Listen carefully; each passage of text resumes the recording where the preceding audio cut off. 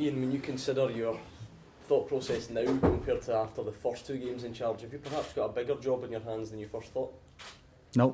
No, it is exactly what I thought. It was those first 2 games was certainly a boost for everybody, but you know the likelihood was that you know you're going to have your downtimes, and this on the back of 2 wins, now 3 defeats, you know, is something. You look at the fixtures and they were tough fixtures coming into them, and you know that you're going to have to contend with disappointments like that.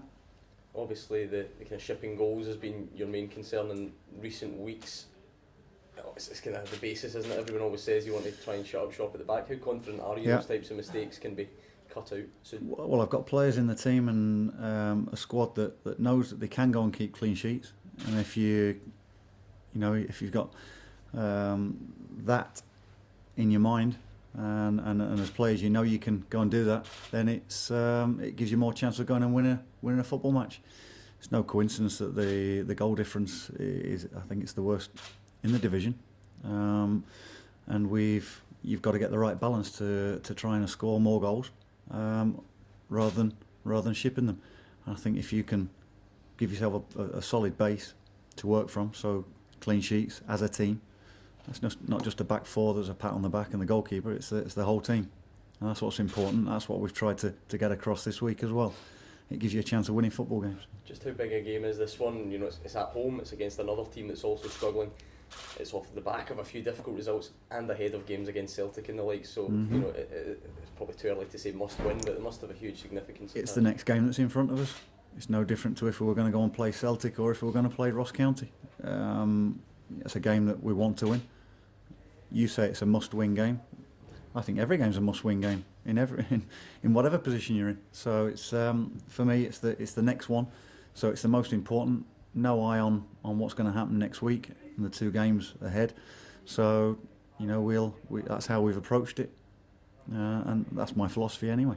Do you have to change the shape or the style of play in an effort to make yourselves more solid at the back? Possibly. It's I'm quite happy at coaching and implementing different styles, and it's something we talk about all the time. You know, it's okay coming in here with a preconceived idea of how you want to go and play, but have you got the players at your disposal to go and play that way? If not, and I hear Tony Pulis talking about it all the time. I think he's right. I agree with him. You've got to be good enough and adaptable enough to try and find the best way of playing with what's at your disposal. So that's what we've done. Ian, is the current squad just now, is it good enough to avoid either relegation or the playoffs? Well, it is if everyone was fit, you know. So that's what's been holding us back, I think, or not allowing us to make 1 or 2 changes that you perhaps need to go and do. So the injury side of things has got to improve, and we're trying on that front. We're trying to. When you implement new ideas, you've got to be careful that it doesn't go the other way straight away. So we can't add to the amount of injuries that we're picking up. But certain things like yoga being introduced as compulsory twice a week, I think in the long term can only go and enhance and improve what you know we've possibly got. And you know it's little things like that you know eventually will help hopefully improve things over the course of time, as well as the way you know we go and prepare, we go and warm up. I've looked at everything within the club and see how we can improve things, and slowly but surely we'll try and make that happen. What did the players think of the yoga? Oh, well, some were doing it anyway, and you know for me, first-hand experience, it probably gave me 2 or 3 more years on my career, and I was very fortunate to go and play till 38, 39. My job is to try and allow that group of players to, you know, and the younger ones are even more important than the older ones.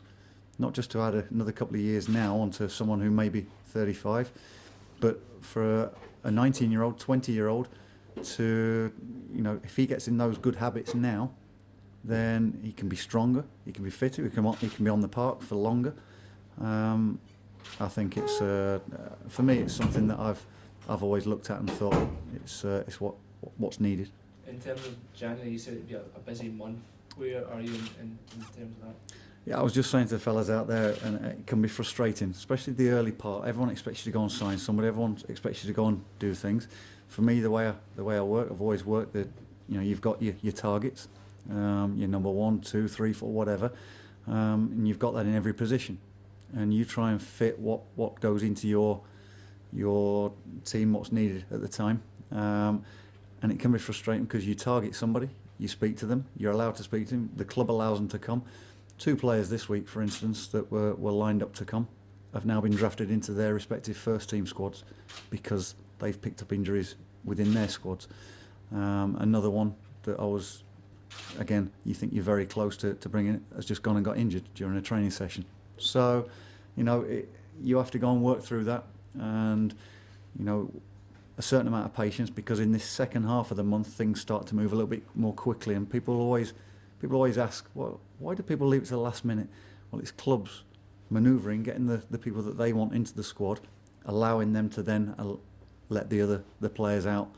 That so the second half of this month, you tend to find there's more to-ins and throw-ins. Until new players do come in, will you be giving the young players, more of a chance in the first team? As I've done since I've come here. That's it was my philosophy from day one. If they're good enough, they'll get a chance. A few of them have shown that they have got the potential to be good enough. The likes of Dom Thomas, Luke Watt, Lee Irwin have all come into the side at different times and done well in spells. They've got to now take that, work on their game constantly to try and do it for longer periods, because for sure there's some good young players here with the potential to go and get a foothold in the team and play for longer periods, and they'll get that chance. Are you going to be close to bringing anybody in now? Obviously, you thought you were close early on in the week, but is there somebody maybe imminent at all? I would like to think so. Again, we're working very, very hard on that front to try and make that happen. Yeah, obviously, Morecambe have been talking about Ryan Williams. You said he was up here. Is that something that you might come back to at all? Yeah, he's somebody who was up here, but you know, there's many factors. You know, he's a contracted player, so I'm not going to go and talk about Ryan Williams, but it's known that he was here for a couple of days, and you know, we'll see where we go on that. But yeah, there's other players, other positions that you know need to be looked at and added to. That you know, we're looking at all sorts. On the injury front, is there any changes this week at all? Simon Ramsden has trained this week and he's back in the squad. He's back in contention, so that's a boost. Craig Moore has trained a couple of times, but again, it's far too early for someone like him to probably go and be involved. But all hands to the pump, who knows? And one or two little knocks, bumps and bruises that we're monitoring, and we'll make a decision again a little bit later. But we've worked on something. We're ready for the game tomorrow, and we're confident that we can go and get 3 points at home. Stevie Hamill any closer to a return? Stevie's one that he hasn't trained this week, but he's desperate to come in and help. He's frustrated. He's not used to having injuries. He's one that's very rarely, if any injuries. One that you could sort of rely on for 45 games a season, and so for him it's a tough period mentally because he's not used to it, and you know, so it's important that I have that interaction with him as well, and all the injured players, because they are desperate to go and help the teammates and the football club. So you know, that's another part of my job and the role of the physio and the coaching staff. You're not just here to train and pick players.